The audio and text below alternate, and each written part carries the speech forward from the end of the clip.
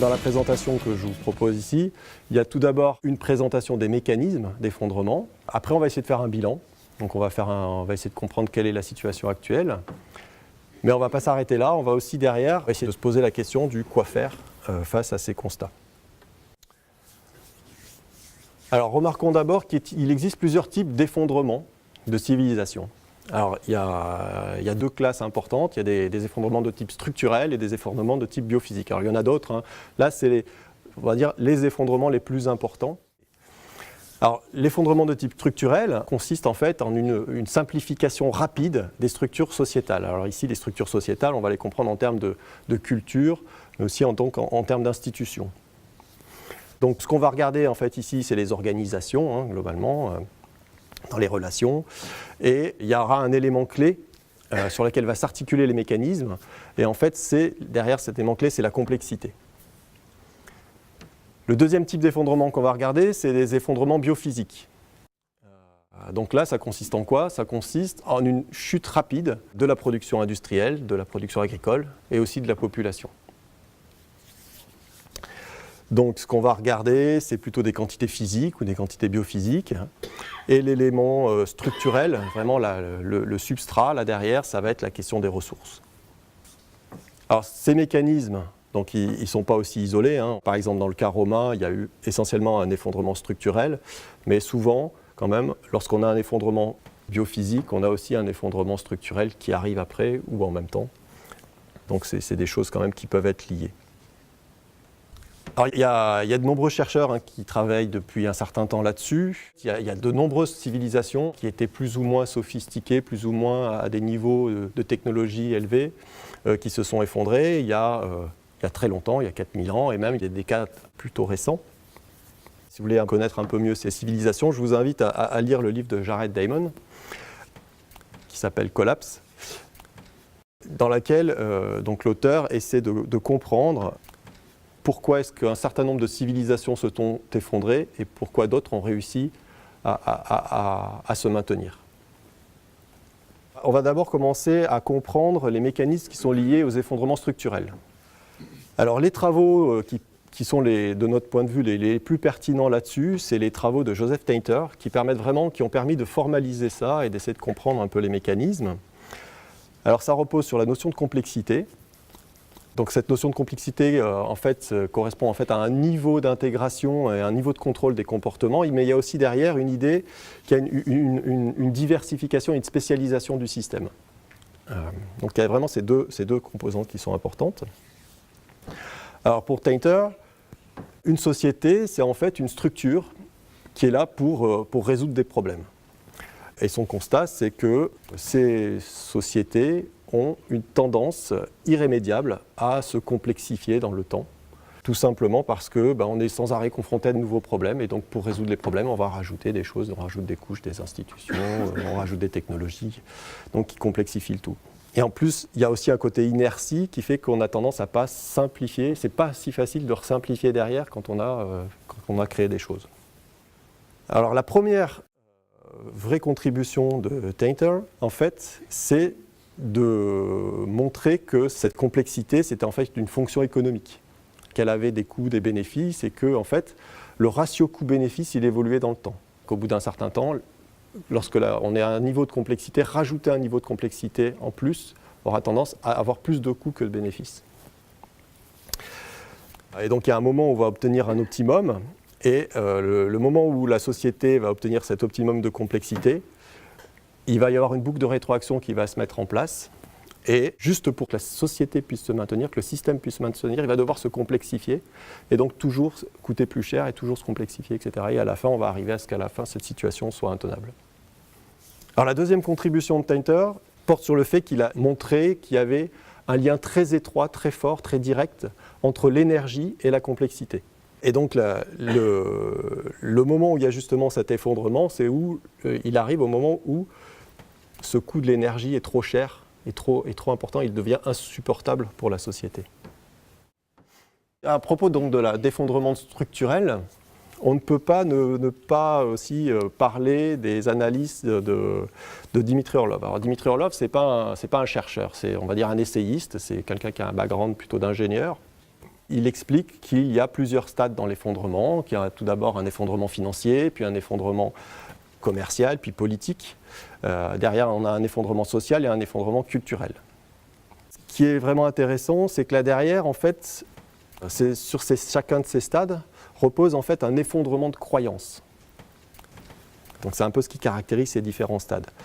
Et donc, d'abord, par exemple, donc l'effondrement financier, c'est en fait un effondrement de la croyance dans l'avenir et dans le fait qu'on va pouvoir faire du business, on va pouvoir continuer le business. L'effondrement commercial correspond au fait qu'on ne croit plus dans le marché, on ne croit plus dans la monnaie. Et donc derrière, ça va entraîner des ruptures de chaînes d'importation, ça va entraîner donc des pénuries de biens. L'effondrement politique correspond au fait qu'on ne croit plus à ce que nos États et nos politiques vont résoudre nos problèmes, vont être capables de résoudre nos problèmes. Donc ça va entraîner une baisse de la légitimité des hommes politiques, ça se caractérise par une baisse de la légitimité, et aussi une baisse de la capacité donc des gouvernants, de la capacité à agir. Et ça se traduit encore par des régimes toujours plus autoritaires, et par exemple aussi une baisse de la qualité des services publics, une dégradation du service public. Alors le quatrième stade, donc l'effondrement social, là ça correspond plutôt au fait qu'un effondrement de la croyance que dans les institutions sociales et locales, dans le sens spatial et au niveau des relations. Et donc ça va être local, c'est en général lié au fait que les associations, elles manquent de ressources, et aussi c'est lié au fait qu'il y a des conflits internes qui en général arrivent suite à ça. Et donc il reste le stade de l'effondrement culturel. Il correspond en fait où les sociétés perdent leur capacité dans la générosité, dans l'honnêteté, dans la compassion, dans l'empathie, dans la charité. Donc voilà, donc en fait ces différents stades correspondent en fait à des différents niveaux de profondeur, on va dire, d'éléments constitutifs des sociétés. Et donc il y a quand même un ordre logique dans ces différents stades, donc comme je l'ai dit, financier, commercial, politique, social et culturel. Mais par contre, Ostrov il le dit très bien, lorsqu'il y a un effondrement, ces effondrements, ce n'est pas séquentiel. C'est vraiment, on a tout qui s'effondre un peu de manière parallèle. Les choses commencent à descendre, peut descendre en même temps. Il y a évidemment des rétroactions entre ces différents phénomènes. Et donc pourquoi est-ce que c'est important de parler de tout ça? Je pense que c'est pour bien comprendre que ces effondrements, ce n'est pas quelque chose de binaire. C'est-à-dire qu'on est dans un stade et tout s'effondre et puis voilà. Ce n'est pas binaire, c'est-à-dire qu'il y a plein de stades, il y a plein de niveaux, et quand on est déjà à un certain stade, on peut aller encore plus bas. Et c'est là où il faut faire attention, c'est-à-dire qu'il ne faut pas se désarmer, il y a des problèmes, ça se dégrade, ça va s'effondrer, la question c'est qu'est-ce qu'on va faire pour ne pas descendre plus bas.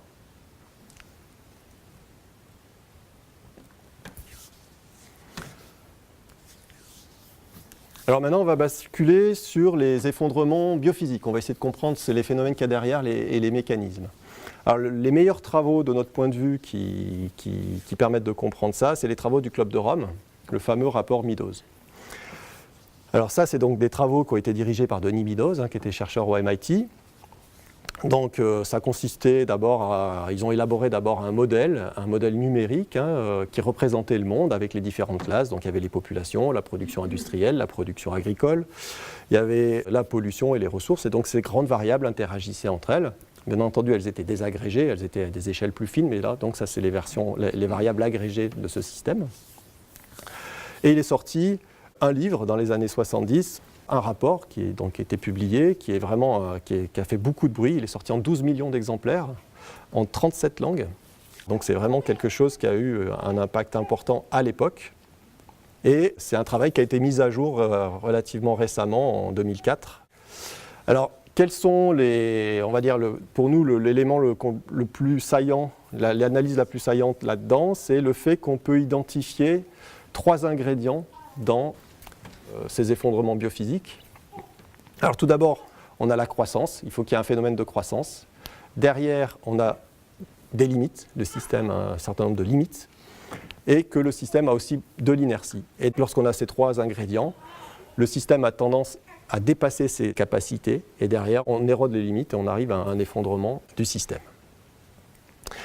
Alors donc, là, j'ai donné l'exemple d'une courbe, donc ça peut être n'importe quelle des variables que j'ai citées tout à l'heure, et la limite donne la capacité de charge du système de la variable.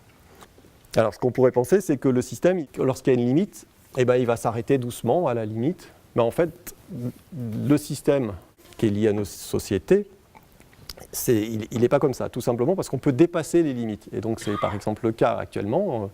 Déjà, en 2007, on consommait 1,3 planète par an. Donc ça, c'était l'empreinte mondiale de l'humanité qui est donnée par le Global Footprint Network. Alors, comment est-ce possible de consommer une planète, probablement aujourd'hui c'est 1,5 planète, comment c'est possible de consommer 1,5 planète par an? Alors en fait, ça vient du fait qu'on a des flux et des stocks. Alors pour illustrer ça, je vais prendre l'exemple des poissons. Donc là, on a, par exemple, dans l'Atlantique, on avait un certain stock de poissons. Et donc on pouvait pêcher autant que ce que les animaux se reproduisaient et on n'affectait pas le stock. Donc on a un flux qui correspond à la quantité de poissons qu'on va pêcher. Donc on va avoir une limite sur le flux. Et tant qu'on ne pêche pas plus que ce qu'il y a de poissons qui naissent, il n'y a pas de problème. Mais par contre, on peut le faire. C'est-à-dire que vu qu'il y a du stock, on va pouvoir pêcher beaucoup plus. Mais par contre, quand on va pêcher dans le stock, on aura une population de poissons moins importante et du coup, le taux de reproduction, la quantité de poissons disponible lors de la reproduction, il sera inférieur. Et donc du coup, derrière, on va éroder la limite. Et le problème, c'est qu'une fois qu'on a érodé la limite, c'est plus possible d'arriver à refaire un atterrissage en douceur. On va devoir aller beaucoup plus bas.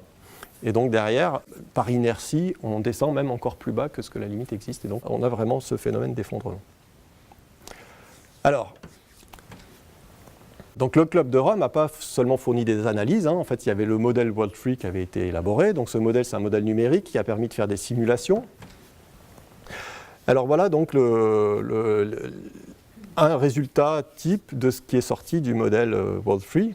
Donc là, ici, je représente les 5 grosses variables que j'ai décrites tout à l'heure. Les ressources, la nourriture, les populations, la pollution et la production industrielle. Et donc, le Club de Rome avait travaillé dans les années 70. Et donc là, j'ai affiché les données. C'était les données qu'ils avaient utilisées à l'époque. Donc après, ils peuvent faire tourner leur modèle. Donc ici, c'est dans le cas du scénario business as usual, le scénario de référence, c'est-à-dire qu'on ne change pas de politique, on garde les politiques qu'on avait avant. Et donc derrière, on a toutes ces variables, globalement, qui montent. Et puis quand on continue un tout petit peu plus loin, tout qui s'effondre. Alors bon, globalement, on a un effondrement autour de 2020, 2030, selon les cas, selon le scénario. Ce qu'il faut voir, c'est que ces outils-là, ils ne permettent pas de faire de la prédiction. Ils n'ont pas la prétention de faire de la prédiction. L'objectif, c'est d'arriver à comprendre qu'est-ce qui se passe, d'essayer de comprendre les mécaniques, et puis aussi, ça permet d'imaginer des scénarios. Alors, le genre de scénario qu'ils ont exploré, par exemple, c'est donc de dire on va probablement découvrir de nouvelles ressources. Par exemple, on a découvert, et c'est vrai, plein de ressources fossiles, mais on avait quand même le système qui s'effondrait derrière, à cause principalement de crises de pollution derrière. Alors, on a tendance à croire aussi que la technologie va nous sauver, donc eux, ils ont aussi essayé des scénarios qu'on appelle hyper technologiques. Et donc là, ils avaient vraiment une volonté d'essayer de voir s'ils étaient capables d'arriver à trouver des scénarios dans lesquels il n'y avait pas un effondrement, mais une stabilisation de la population. Donc ils ont quand même réussi, mais ça a été assez dur, visiblement. Mais donc ils y arrivent dans un cas où ils font des hypothèses de ressources abondantes, et en plus des hypothèses hyper optimistes où on arrive à inventer les technologies qu'il faut, et puis surtout à les développer, à les déployer dans les temps qu'il faut, etc. Bon. Alors, dans ce genre de modèle, ils arrivent à stabiliser la population, même si c'est laborieux. Par contre, on remarque qu'on a quand même une chute de la production, donc il y a quand même une chute de la production industrielle, c'est-à-dire une baisse du niveau de vie, entre guillemets. Et surtout, il y a une explosion des coûts, en fait, qui n'apparaissent pas ici. Ces genres de modèles ont des limites, et ces limites-là, en fait, ce modèle-là, il ne prend pas vraiment en compte les phénomènes d'effondrement que définit Tainter, d'effondrement structurel lié à la complexité. Et on peut clairement imaginer que dans une telle configuration, on se retrouve dans un cas où les mécanismes décrits par Tainter pourraient se déclencher et on arriverait de toute façon à un effondrement de type structurel. Donc voilà, donc ces modèles, ils ne sont pas censés prédire l'avenir, ils sont censés nous donner un ensemble de choix. Par contre, ils permettent de voir qu'est-ce qui est peu probable. On est capable de voir si on se rend compte si des scénarios sont probables ou pas. Et malheureusement, la conclusion de tout ça, c'est qu'il sera peu probable qu'on arrive à éviter un effondrement, c'est-à-dire une diminution très forte de la production industrielle, production agricole et de la population au cours du XXIe siècle. Alors où en sommes-nous ?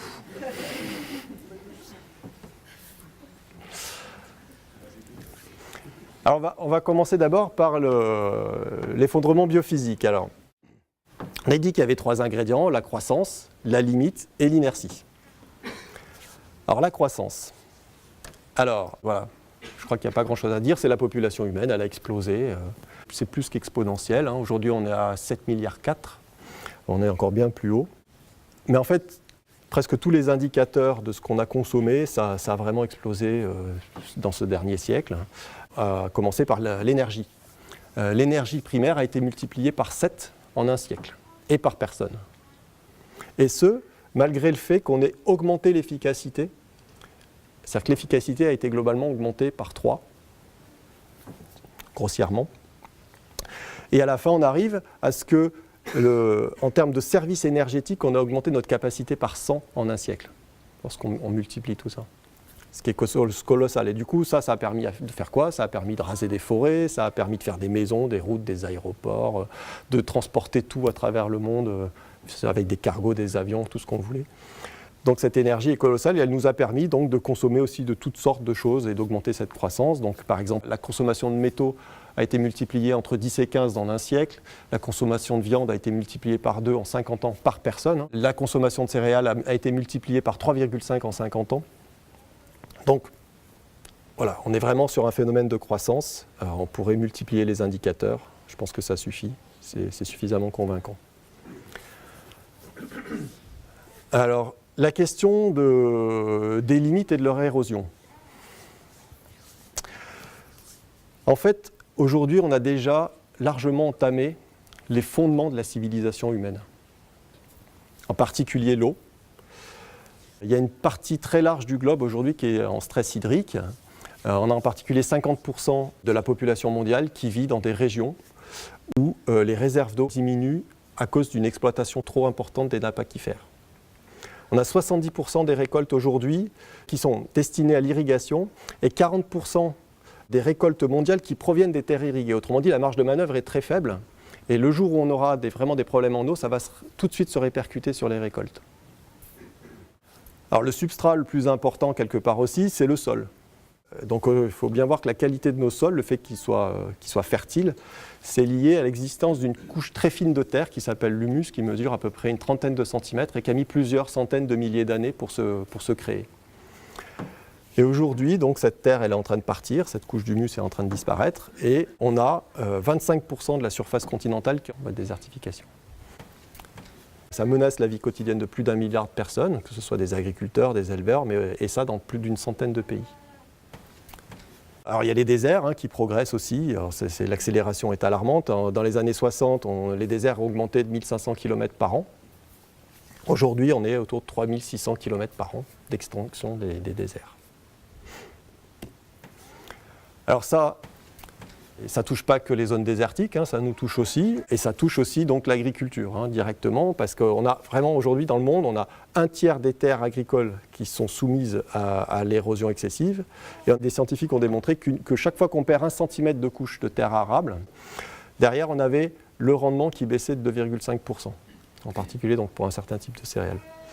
Et donc ça nous touche nous en Europe et en France. Et en France, on a 20% des terres agricoles, dont 2 tonnes de terre par hectare disparaissent dans les rivières.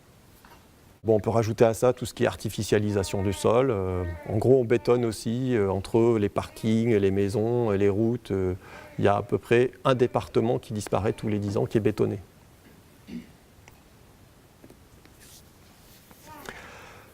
Alors, troisième, on va dire, élément ici, c'est le climat. Alors, je pense que tout le monde connaît le problème du changement climatique aujourd'hui. Donc on sait très bien que ça va avoir un impact en termes de changement de pluviométrie. Donc on va avoir on va dire des événements extrêmes qui seront plus fréquents et beaucoup plus intenses. Et que ça va avoir un impact sur notre agriculture. Par contre, ce qu'on sait moins, c'est que les impacts les plus importants du changement climatique, ça sera les impacts indirects, et en particulier les impacts liés à l'élévation du niveau de la mer. Donc en fait, là, quand on lit les analyses de Lester Brown, il spécifie par exemple que l'élévation d'1 mètre du niveau de la mer impliquerait que 50% des rizières du Bangladesh seraient submergées. Au Vietnam, le delta du Mékong serait submergé. Dans ce delta, on produit 50% du riz qui est produit dans le Vietnam, et le Vietnam, c'est le deuxième exportateur mondial de riz.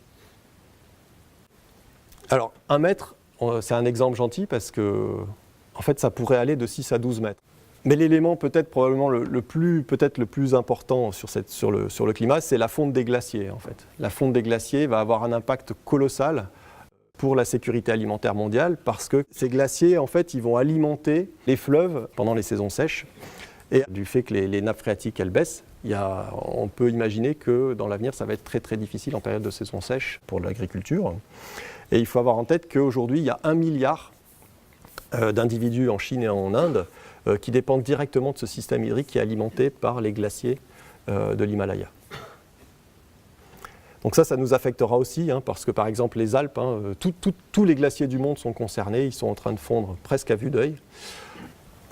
Et donc ça va nous toucher aussi en Europe et en France. Alors, donc, il y a encore d'autres éléments qui sont extrêmement importants qu'il faudrait mentionner, comme l'effondrement de la biodiversité. Aujourd'hui, l'extinction des espèces, elle est 100 à 1000 fois plus importante que l'extinction normale qu'il y a eu à long terme. Il n'y a plus de poissons dans les mers, il y a des polluants de toutes sortes aujourd'hui partout, donc je vais m'arrêter là. Vous pouvez jeter un œil aux différents livres de Lester Brown qui fait des bilans très bien faits de l'état du monde et de ce genre de choses. Donc là, on a vu les deux premiers ingrédients, la croissance et puis la question des limites. Maintenant, la question de l'inertie. Est-ce qu'on va être capable d'agir? Est-ce qu'on est capable d'agir? Alors, il y a un certain nombre d'obstacles, en fait, qui sont très importants, qui nous empêchent d'agir. Alors, les premiers obstacles, ils sont tout d'abord d'ordre cognitif et d'ordre anthropologique.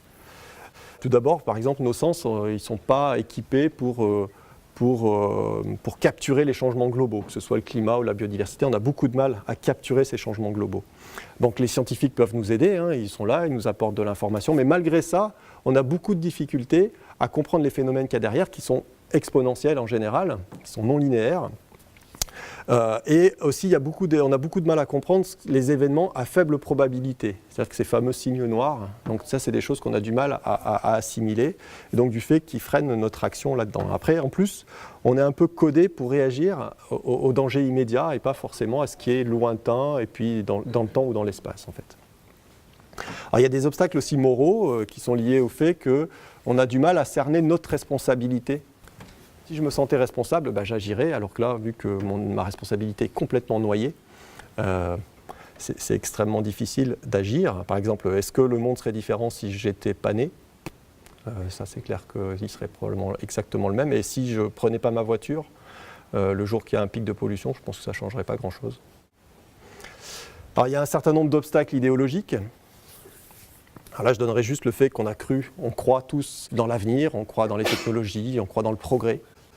Il y a des obstacles politiques qui sont très importants. Évidemment, tout le monde n'a pas intérêt à ce qu'on se batte, par exemple, contre le changement climatique. Il y a aussi, il y a aussi des verrous sociotechniques qui sont extrêmement importants. Alors là, je référerai au très bon livre de Servigne. Bon, je donne un exemple de verrou sociotechnique, c'est la voiture. C'est-à-dire qu'on a installé des systèmes dont il est très difficile de sortir. Aujourd'hui, on a utilisé la mobilité qu'est la voiture, on a installé des infrastructures, nos villes sont organisées pour être compatibles avec la voiture, et c'est très difficile d'organiser maintenant des nouveaux transports en commun, de repenser nos sociétés, nos villes. De changer ce système-là, c'est extrêmement difficile. Il y a des obstacles institutionnels, par exemple politiques. Nos institutions politiques, par exemple, elles favorisent le court terme. Il y a aussi donc, des obstacles, on va dire, sur les institutions économiques. il y a une situation où on est enfermé dans une logique de croissance à laquelle il est très difficile de s'affranchir. Et enfin, la complexité qui est là derrière, c'est-à-dire que tout est hyper complexe. Il y a une multiplicité des acteurs qui ont des intérêts différents. Tout est extrêmement difficile et compliqué. Et il faut toujours prendre en compte beaucoup de choses, ce qui fait qu'à la fin, on ne s'en sort jamais. Alors, dans l'inertie, je donnerai aussi donc juste un exemple concret qui montre à quel point ce n'est pas facile. Alors, c'est l'exemple des CFC. Et donc de la couche d'ozone. Il y a dans les années 70, on s'est rendu à la fin des années 70, donc on s'est bien rendu compte qu'il y avait un problème avec la couche d'ozone qui était en train de disparaître à certains endroits du globe. Donc il y a eu une première alerte en 1974 par les scientifiques, et il nous a fallu 25 ans derrière pour arriver à résoudre ce problème, en partie en tout cas. Alors que ce problème était relativement bien identifié, avec un impact économique faible, les technologies derrière étaient relativement simples, et on a mis 25 ans pour résoudre ce problème-là. Donc c'est une bonne chose, hein, ça montre qu'on arrive à résoudre des problèmes. Par contre, quand on pense au temps qu'il a fallu pour faire ça et à l'ampleur de la tâche pour décarboner l'économie, on peut vraiment se poser des questions sur le temps qu'il faudra pour arriver à résoudre nos problèmes liés aux énergies fossiles. Alors, donc voilà, donc en fait on se rend compte que tout sur le plan donc de l'effondrement biophysique, tous les ingrédients sont là, la croissance, la limite, l'inertie, et on peut vraiment s'interroger sur la conclusion de tout ça. Donc probablement ça va être difficile, on aura tellement érodé les limites que ça va être difficile de restabiliser derrière le système. Alors on va basculer maintenant sur l'effondrement structurel. Donc là, on a tous remarqué l'explosion de la complexité. On vit dans un monde hyper connecté, hyper complexe. En particulier, il y a l'interconnexion très très forte du système financier, commercial et industriel qui est liée à la mondialisation. On peut voir l'exemple des smartphones est très connu, toute la high-tech est très connue. En général, ils sollicitent toutes les parties du monde. Là, je donne deux exemples de complexité qui vient du livre aussi de Servin, qui est l'exemple du Boeing 747. Donc pour construire un Boeing 747, il faut quand même assembler 6 millions de pièces. Il y a 6500 fournisseurs qui sont répartis sur 100 pays et Boeing a, donc, pour faire ses avions, 360 000 transactions financières par mois. Donc c'est colossal. Pour donner aussi un autre exemple dans un autre registre, par exemple les accords de Bâle. Les accords de Bâle, donc, qui sont censés assurer une sorte de solidité financière des banques au niveau international. Donc ils étaient constitués de 30 pages, en fait c'était un document de 30 pages dans les années 80 et aujourd'hui donc c'est un document de 616 pages et si on prend en compte la documentation nécessaire aujourd'hui pour implémenter les accords de Bâle, juste aux États-Unis, en fait les documents ils pèsent 30 000 pages aujourd'hui. Donc on est vraiment, juste pour les États-Unis, donc on est vraiment dans une hyper complexification des systèmes qui sont devenus très hiérarchiques, très spécialisés avec beaucoup de contrôle. Donc on est vraiment dans toute cette complexité que définit Tainter.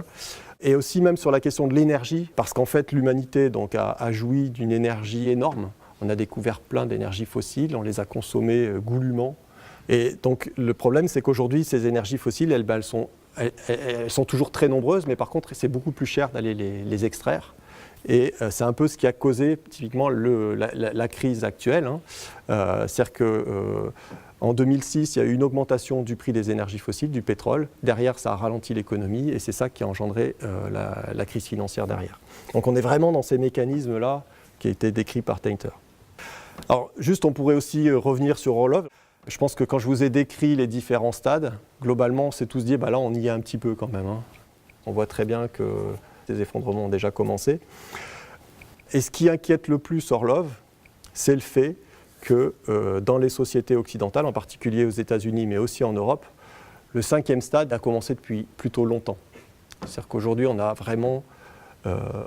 commencé vraiment à déstructurer des éléments très profonds dans les sociétés.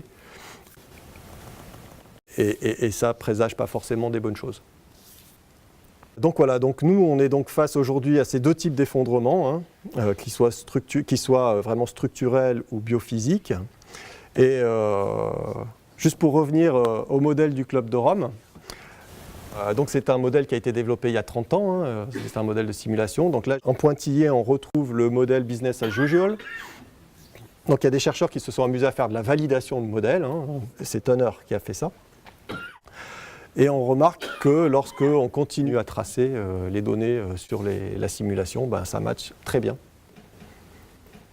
Et Denis Midos conclut sur le fait qu'il est désormais trop tard pour le développement durable. Denis Midos était l'auteur du Club de Rome, hein, la personne qui a dirigé le groupe de recherche. Alors, donc c'est joli toutes ces courbes-là, mais ça reste quand même un peu abstrait. Et je pense que pour agir, on a quand même besoin aussi de comprendre comment tout ça, ça va se manifester en pratique de manière concrète. Alors ça, Lester Brown, il fait des analyses vraiment intéressantes là-dessus, en tout cas très détaillées, très poussées. Et en particulier, il montre que ça va se manifester sous 3 formes. Tout d'abord, il va y avoir une émergence d'une géopolitique de la pénurie alimentaire. Il va y avoir des tensions croissantes et des États défaillants. Et enfin, on va devoir faire face à des flots grandissants de réfugiés. Bien entendu, ces 3 composantes, elles interagissent. Il y a des effets de rétroaction entre eux qui vont amplifier les choses, hein. Lorsqu'il y a un État qui est défaillant, il va y avoir des flots de réfugiés dans un autre pays qui va déstabiliser l'autre pays, etc. Donc juste un chiffre quand même là que je donne, c'est que c'est assez inimaginable. Aujourd'hui, en 2016, hein, il y a à peu près 1 personne sur 100 dans le monde qui est un réfugié. Alors je n'ai pas le temps de détailler tous ces trois éléments, hein, donnés par Lester Brown. Je vais juste faire un tout petit focus très rapide sur les États défaillants. C'est un exemple parlant. Donc il y a un journal qui s'appelle le Foreign Policy et un think tank qui s'appelle The Fund for Peace qui développe, qui maintient un indicateur des États défaillants, un indice des États défaillants. Alors cet indice, en fait, ça fait un certain temps qu'il est développé, hein, donc on peut voir ça dans la durée aujourd'hui. Donc ce que j'ai mis en rouge ici, foncé, c'est les pays qui sont censés être défaillants, vraiment défaillants, qui sont dans une situation extrêmement critique. Et on a aussi des pays qui sont considérés comme étant dans un état très critique. Et ce qu'on se rend compte, c'est que dans le temps, globalement, on a une augmentation du nombre de ces pays, que ce soit le nombre d'États défaillants ou le nombre d'États qui sont en situation critique. Et on peut voir ici, par exemple, que l'Irak et le Nigeria, qui font partie des plus gros producteurs de pétrole dans le monde, donc en 2012, ils étaient 4e et 5e producteurs de pétrole dans le monde, et par exemple que le Pakistan, il détient l'arsenal nucléaire.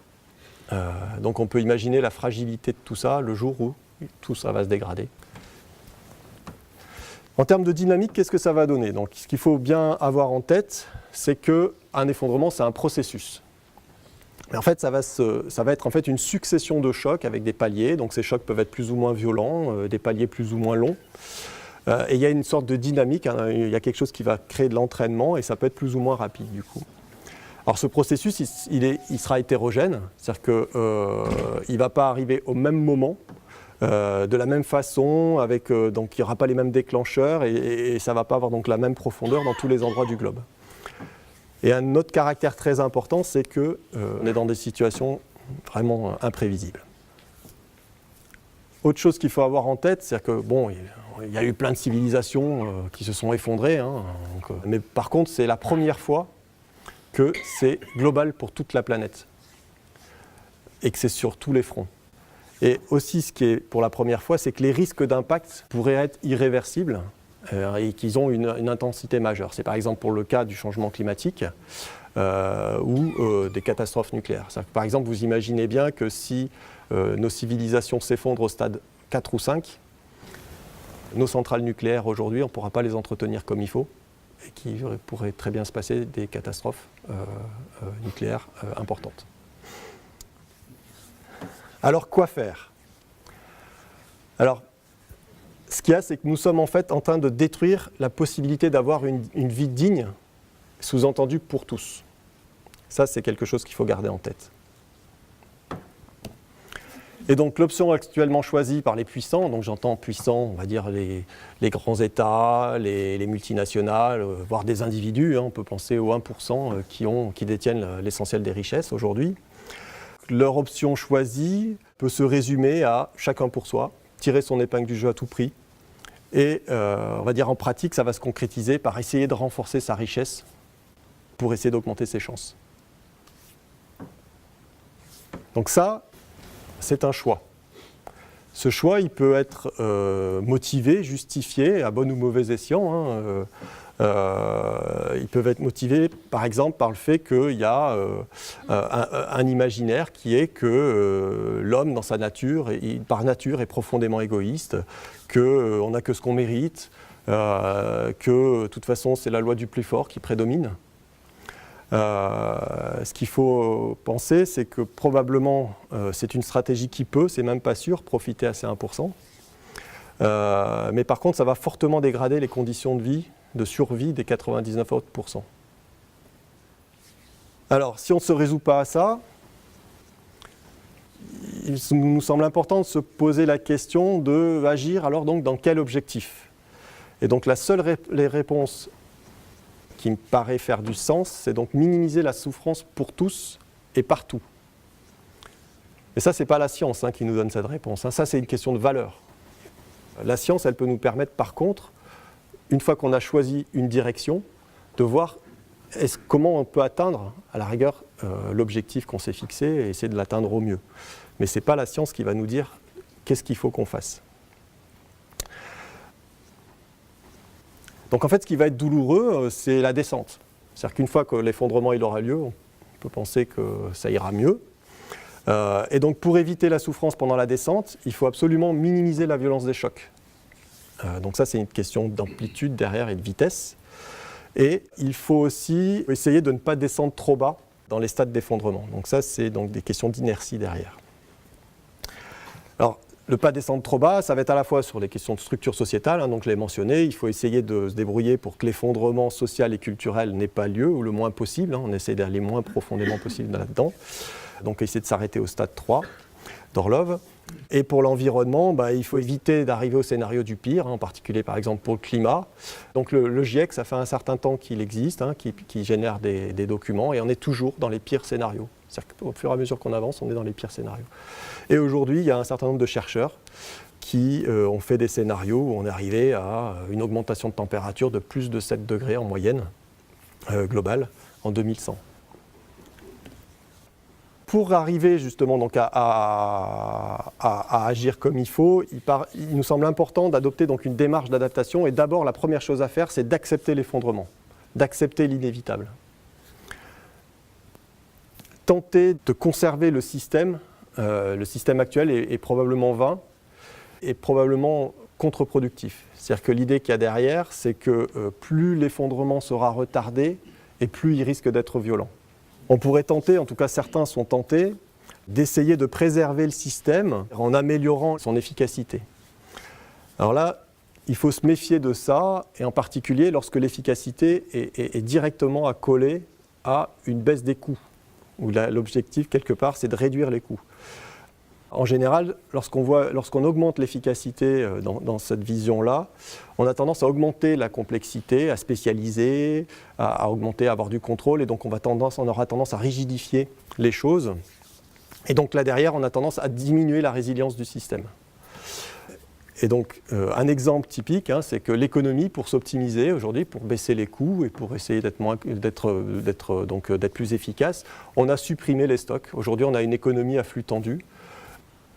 Et le problème, c'est que le jour où il y a des problèmes, on arrive très vite en rupture de stock et en pénurie derrière, et en pénurie de biens. C'est le cas, par exemple, pour les médicaments. Il y a eu quelques alertes l'été dernier où des associations et des agences alertaient les pouvoirs publics en disant qu'au niveau du médicament, on est dans une situation critique parce qu'il n'y a plus de stock.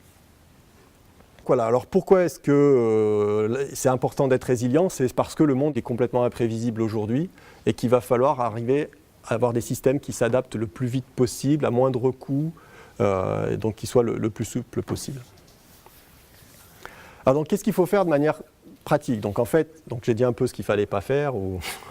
En pratique, il faut vraiment arriver à construire un nouveau monde.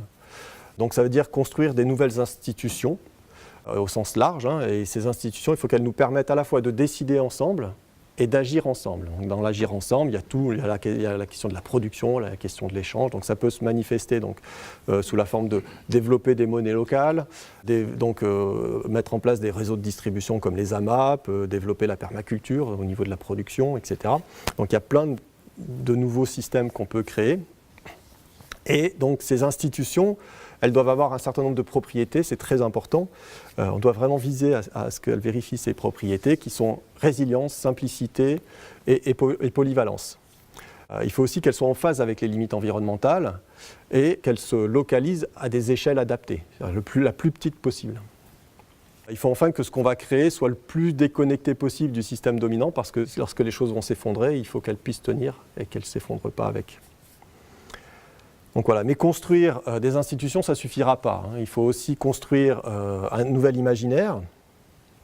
Alors ça, on a du mal en général à penser l'importance de ces imaginaires, le poids que ces imaginaires ils ont dans nos vies, dans nos comportements, dans notre vie quotidienne et même dans nos institutions. Alors que le poids, il est phénoménal en fait. Autre chose, on a aussi tendance à penser que nos valeurs et donc nos imaginaires sont universels, qu'ils sont partagés, qu'ils ont toujours été les mêmes. Mais en fait, c'est complètement faux. Et donc, juste, je vais donner quelques exemples qui permettent de comprendre à quel point ces valeurs, elles peuvent structurer la société et elles ont des poids. C'est par exemple donc, la question de l'usure. Pendant une très longue période de l'histoire, l'usure était considérée comme un des plus grands fléaux, les plus grandes plaies de l'humanité. Et on essayait vraiment de la combattre violemment. Aujourd'hui, l'usure, ça nous paraît être quelque chose de positif. C'est ce qui permet l'investissement, c'est quelque chose c'est complètement légitime. La privatisation du bien commun a été longtemps considérée comme complètement inimaginable. En Inde, aujourd'hui encore, on n'est pas propriétaire des terres. Un autre exemple, ça peut être la Grèce ancienne. Élire un chef à qui on donne beaucoup de pouvoir pour diriger la cité, ça leur paraîtrait complètement crétin en fait. C'est-à-dire que pour eux, la démocratie, elle ne pouvait être que directe, via du tirage au sort. Et il n'y avait que quelques magistrats un peu spécifiques qui pouvaient être élus, mais ça correspondait à un contexte très particulier. Et ils allaient même plus loin, c'est-à-dire qu'ils pensaient même que, par exemple, l'expertise, elle ne légitimait aucun pouvoir. Ce n'est pas parce qu'on savait qu'il fallait qu'on donne du pouvoir. Et au contraire, pour eux, c'était plutôt quelque chose il fallait écarter les gens qui savaient du pouvoir. Donc c'est vraiment, ils étaient à l'opposé de ce que nous, on considère comme important. On peut citer aussi l'exemple de l'esclavage, qui nous paraît quelque chose d'impossible, d'horrible, alors que ça a été accepté pendant très très longtemps. Alors, il ne suffit pas non plus de construire, comme nous l'avait expliqué Denis Dupré, il est important aussi de lutter et de se construire soi-même. Lutter tout simplement parce que tout ce qu'on va construire, probablement que ça va déranger, ça va embêter, on va prendre des ressources à d'autres. Donc il y aura certainement beaucoup de personnes qui auront envie de détruire ce qu'on est en train de construire. Et pareil, les imaginaires communs, il n'y en a pas qu'un, il va y en avoir plusieurs, ils seront en compétition, ils seront probablement contradictoires. Et donc la question, ça va être quel imaginaire commun va finalement l'emporter, parce que donc il y en aura plusieurs qui vont émerger.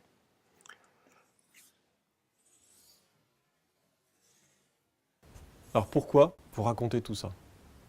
C'est parce qu'il est indispensable d'avoir une vision claire de la situation actuelle dans laquelle on est et de comprendre aussi les mécanismes qu'il y a là derrière pour ne pas se tromper de combat.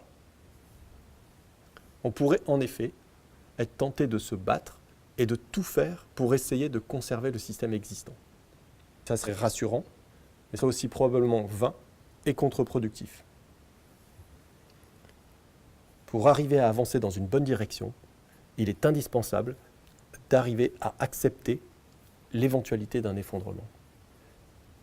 Donc nous devons le plus rapidement possible construire un nouveau monde pour être capable non seulement de reprendre un bon chemin, mais aussi et surtout pour être capable d'absorber les chocs éventuels pendant l'effondrement. Mais construire ne suffira pas, il faudra aussi lutter pour que d'autres ne détruisent pas ce nouveau monde que nous sommes en train de construire. Mais le combat le plus important va se trouver au niveau des valeurs. Un certain nombre d'imaginaires contradictoires vont s'affronter.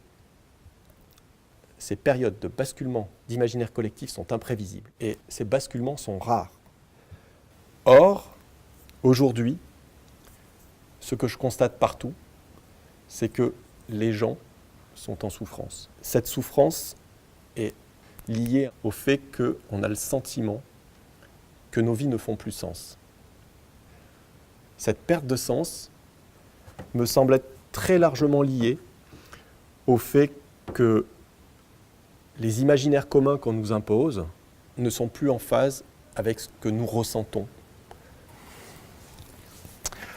Donc on pourrait voir ainsi cet effondrement comme une opportunité qui nous permettrait de construire un nouveau monde qui offrirait plus de justice, plus d'égalité, qui permettrait aux individus de vivre en harmonie avec les autres, avec eux-mêmes et avec la nature.